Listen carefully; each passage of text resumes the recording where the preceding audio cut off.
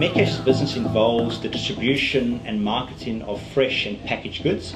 Metcash's business consists of 4 pillars. There's IGAD, which is a distribution business, IGA Fresh, ALM, Australian Liquor Marketers, Campbell's Cash and Carry, and recently the purchase of the hardware chain Mitre 10, where Metcash has a 50.1% interest. Essentially we have over 5,000 employees, a market cap of approximately 3.2 billion and turnover of approximately 12 billion. We monitor numerous processes such as accounts payable, payroll, HR, taxation, accounting and warehouse operations. And the main challenge for implementing the CaseWare monitor solution was essentially managing the many disparate databases, all the legacy systems that Metcash has. There were obviously many control weaknesses that had to be managed.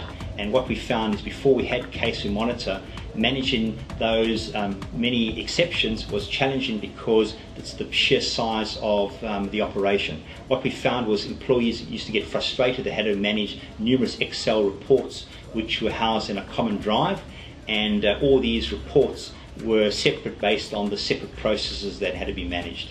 But we chose the Satori CaseWare Monitor solution because of its ability to handle those exceptions in an efficient and effective manner, and also we found it was a cost-effective solution. Well, Metcash's business, which is typical of any large, well-controlled business with many legacy systems, is managing those exceptions and managing all those control weaknesses. Essentially, the solution enabled us to highlight those exceptions and enable the business to act on those exceptions. The quantifiable results were numerous, namely one, assurance, which is obviously very important from an internal audit perspective. Number 2 was in terms of identification, rectification of the issues.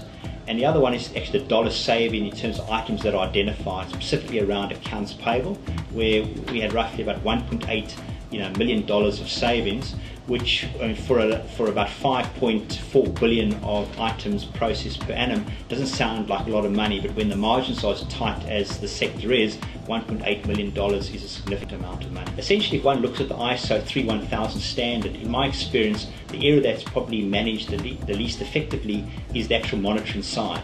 It's very well to identify issues, but it's the rectification of the issues that's the most challenging, and to get comfort that those issues are actually rectified. And what we found is the continuous monitoring solution enables us to do that in a transparent manner.